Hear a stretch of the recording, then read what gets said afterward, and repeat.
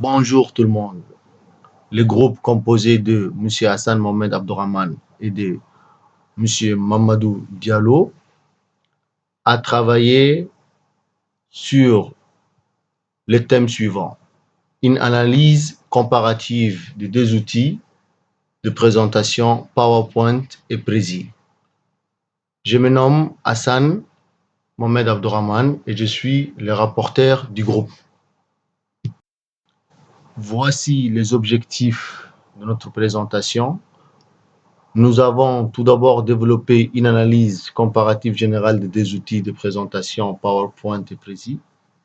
Puis, on a décrit certaines situations pédagogiques dans lesquelles ces outils peuvent être utilisés. Et enfin, on a évoqué les changements suscités par ces outils dans les pratiques professionnelles. Grand 1. Analyse comparative des deux outils. Tout d'abord, on va parler de PowerPoint.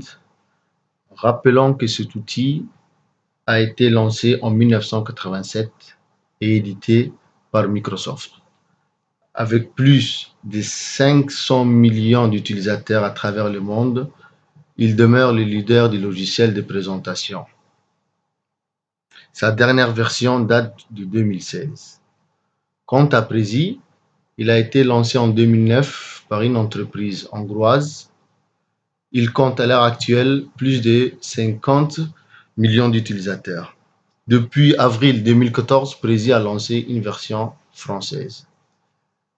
Les systèmes d'exploitation de cet outil sont Windows XP, Windows Vista, Windows 8, Windows 7, Mac OS, iPhone, etc. Dans la suite de notre analyse comparative, on a énuméré certains avantages et inconvénients de ces deux outils. Tout d'abord, parlons de trois avantages que nous avons retenus pour PowerPoint. 1.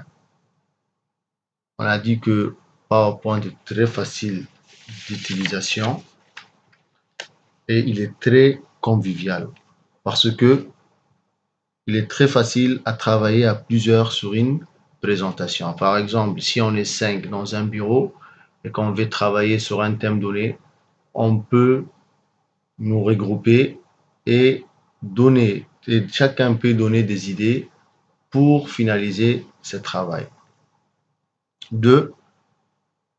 Avec PowerPoint, on a la possibilité aussi d'ajouter des liens hypertextes qui permettent d'ouvrir des pages web ou d'autres pages de la présentation.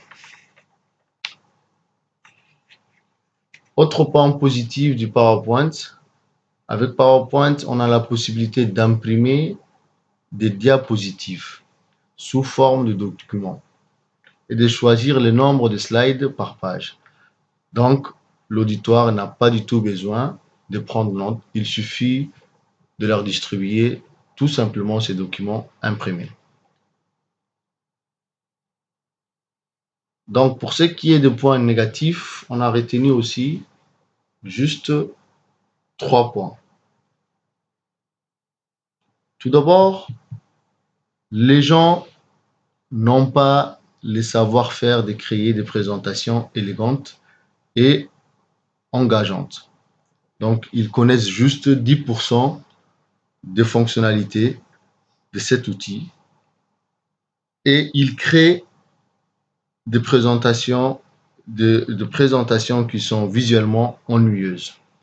Donc, il y a aussi comme point négatif le côté linéaire d'une présentation PowerPoint qui rend les choses difficiles lorsque l'on veut retourner à une slide spécifique pendant la présentation si celle-ci n'a pas été prévue. Donc aussi, on a un autre point qui est très important, un autre point négatif. Donc, il est difficile aussi de transmettre par email certains fichiers volumineux. Si par exemple, si on insère des vidéos ou bien si on insère des photos, etc., etc. Donc, pour ce qui est le point positif du Prezi, on a parlé d'abord de la fonction zoom. Cette fonction permet beaucoup de choses. Par exemple, grâce à cette fonction, il est facile de naviguer à travers la présentation. Et cette présentation, elle est plus fluide et très visible, ou bien autant pour moi, très visuelle. Deuxième point, avec Prezi, il est possible de partager des présentations en ligne, au moins avec 10 personnes. Prezi, il n'est pas linéaire.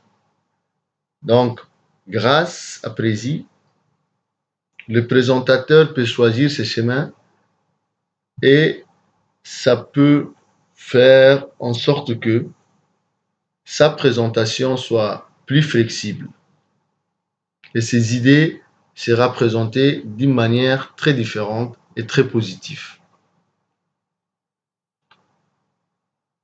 Parlons maintenant des points négatifs que nous avons retenus. On a parlé à nouveau de la fonction zoom parce que si on ne maîtrise pas très bien cette fonction, ça peut causer la nausée à l'auditoire. Donc l'auditoire ne peut rien comprendre de ce qu'on veut dire. Donc il est primordial et très important de maîtriser cette fonction zoom. Autre point qu'on a évoqué, autre point négatif que nous avons évoqué, ça concerne en fait les options design. Donc, il est impossible d'importer dans le Prezi des nouvelles polices de caractères.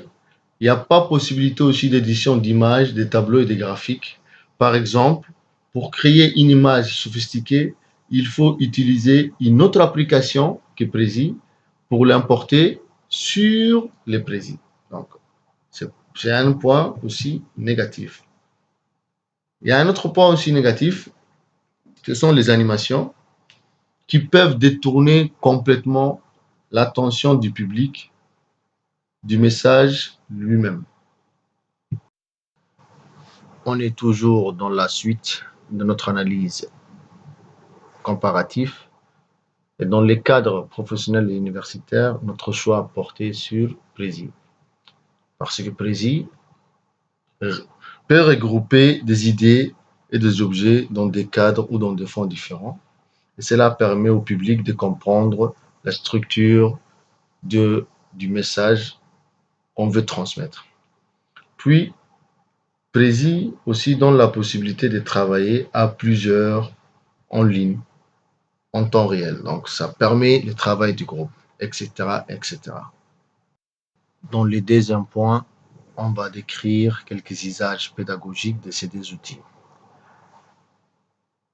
Par exemple, la fonction zoom du Prezi peut être utilisée par un enseignant pour qu'il isole un mot dans un texte ou une date dans une fiche chronologique afin de l'étudier en détail.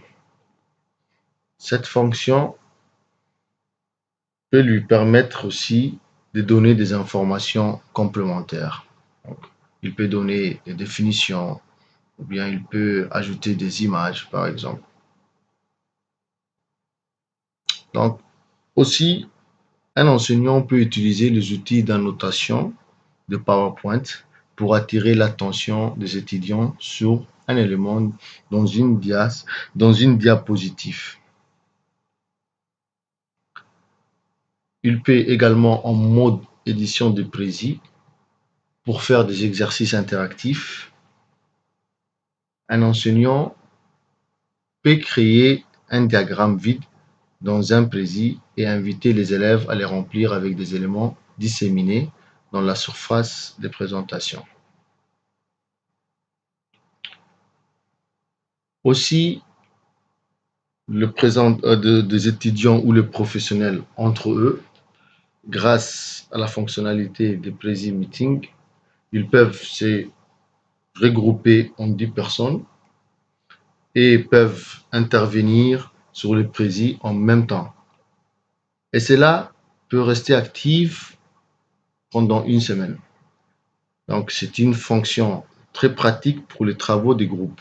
Donc, étudiants, cadres, etc. peuvent l'utiliser. Troisième et dernier point, on a parlé des changements que peuvent susciter ces outils dans les pratiques professionnelles. Et on a cité deux exemples. Le premier exemple, on a dit le bon choix d'un modèle PowerPoint permet de réussir l'organisation de différents événements professionnels tels que les séminaires. Et il peut aussi permettre à l'entreprise de convaincre bien sûr ses clients et d'accroître son marché. Et les deuxième point qu'on a cité comme exemple, on a dit que la collaboration en ligne en temps réel avec Prezi, on peut présenter un nouveau produit à un client distant. Donc, ça aussi, c'est un avantage.